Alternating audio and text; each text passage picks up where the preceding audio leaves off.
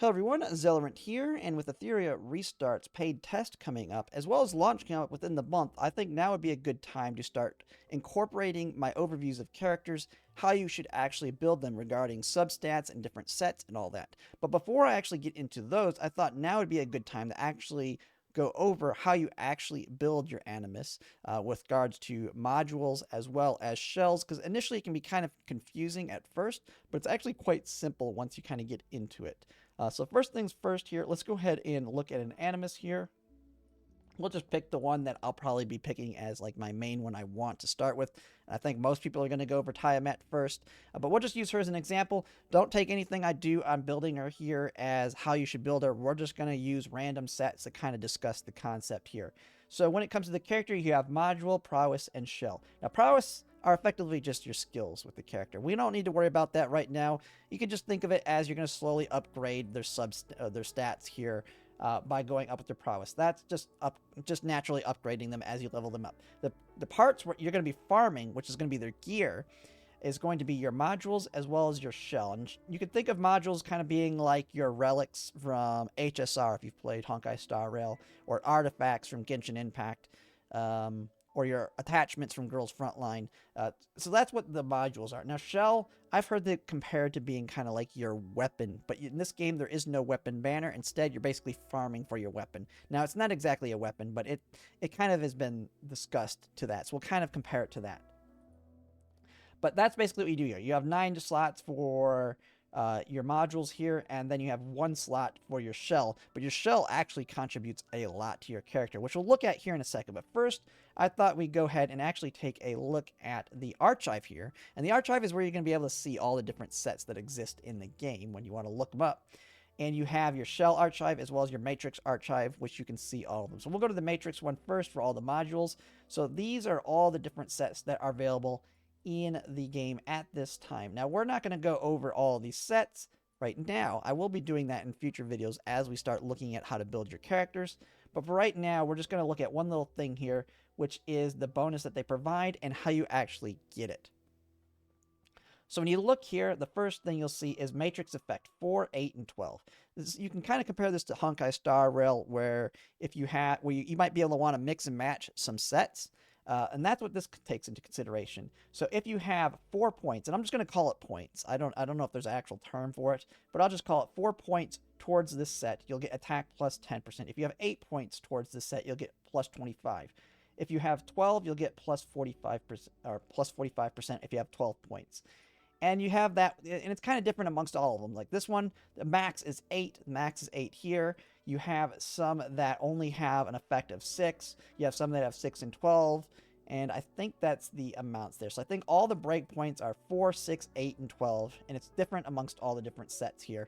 So you'll kind of have to look at those as you want to build your units. And I'll be discussing those with the character-specific units and how you may want to approach the set order when building them, because there will be a way to kind of min-max it to not have any of these points wasted. And you can see the same thing with shells. Now, shells are very unique in that they can provide a lot of what I call points towards those sets, and multiple sets at that. So let's take a look at Supernova here, just so you can kind of see it as an example. So this is one of the shells that you can have, little, basically, I don't even, you want to call them like a little dude that'll be right next to you, and they apply different effects. So we won't go over this right away. It's kind of like its own bonus, but when it comes to building characters, this will be something you want to take into consideration here, is their skill and how it synergizes with the character you're equipping them on. But also with that, they have what's down here, which is the matrices that are available to them.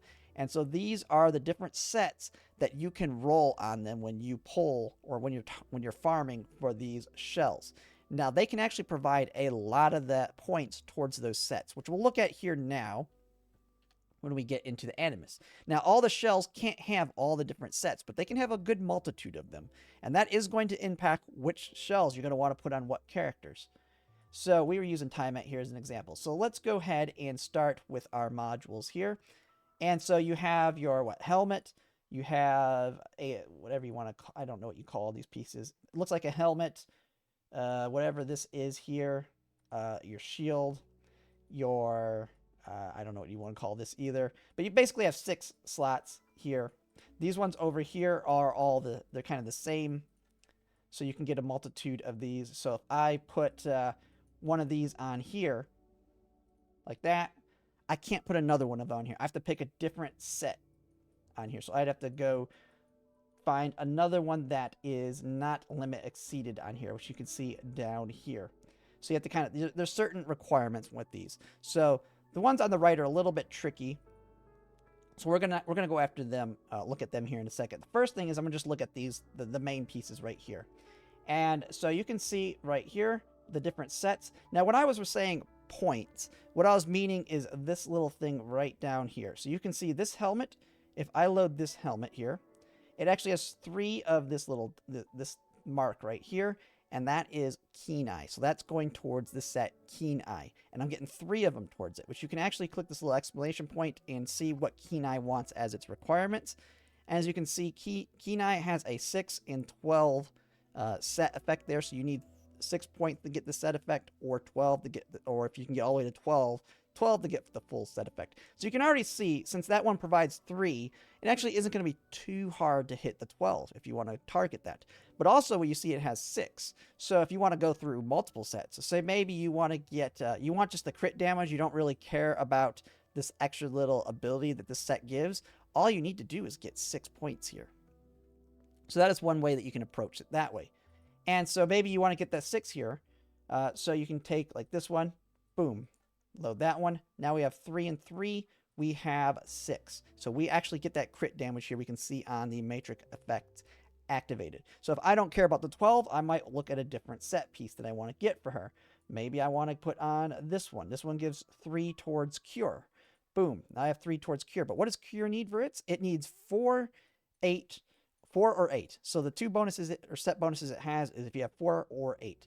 Now, there is another way to get to them. I mean, you have these ones over here, so you can really dig into them. And there is a, you can kind of do filters here to find the specific stuff you want here. And you have the matrices, so I want to find cure, confirm filter. So here's cure, so I can get that here. Boom, right there. Now, as you're going to see here, I can get most of it set doing this. But there is another approach to it as well. As you notice, let's say I want to actually get the 12 set here. So let's actually remove that cure one, and let's go to Keen Eye. And I'm going to put a 9 one here. Replace. And then, so I have 9 on here. But I still want to get that 4 on cure, which I'm getting right here. I'm getting the 4 for cure. Or let's say I want to get 9 for cure. And we can scroll down. Boom. And now I'll add that. So now when I go back to the character screen, you can see I have 9 on cure. I only needed 8, but I have a little bit of overlap. That's going to happen. And then I have 6. So I've only got 9 here in Keen Eye. It's like, oh, I don't have room for that. And this is where shells are going to be quite important. And so when I go to the shell, I can check my loadouts. The nice thing about shells is they actually provide 9 total points towards 3 different sets. So you get this one right here has 3 towards Brandel, 3 towards Keen Eye, and 3 towards Swift Raid. So right now, I can actually mount this one on. And then when I go back to our details or modules here, you can see that I'm actually getting 12 on Keen Eye now. So I was actually able to reach Keen Eye with that, utilizing these 3. Now, there is the one problem that you can already see here is you're going to have some wasted ones. Generally, that's going to happen. I mean, because they're not going to always be able to utilize everything the shell gives you. But it does give you a lot of options. Because I could say, maybe I don't want the 8 cure and I only want the 4 cure bonus. I can actually just look for another one of these. So Swift Raid only needs 6, but it has +3 from that. So maybe I just go in here and I swap in the Swift Rush, confirm filter, or oh no, it's not Swift Rush, it's Swift Raid, confirm filter, equip that one, boom. Now, when I go back here, I'm actually getting the set bonus from Cure of 4, I'm getting the Keen Eye 12, and then Swift Raids 6. So the shell opens up a lot of options because it has multiple sets on there. And that is kind of the big thing. There's a lot more with these. You have the skills. So you're going to have a specific shell that you're going to want for your unit. And so when you're farming for that shell, you're actually farming, and rather than the substats being the focus, for the shells, your focus is actually going to be on the set bonuses they're providing. And they, like we saw in the archive, there are only certain ones that can be on them. So not the shell can't have every single set bonus on them. There are select ones that it can drop with. So as you can see, you just go through and you can see how they have different things on there. And so you kind of have to farm to get the right set pieces on them. Once you have that, your weapon is mostly good to go because not much else changes within the piece other than that. And then, like I said, if you want to actually know what those provide, the archive shows it right here. So you can go to the shell, and so that Law of Silence that we were just looking at, you can look at them, and so these are all the different sets that it can provide. As you can see, it doesn't have any of the green, which is the healing one. It has a lot of the attacking one.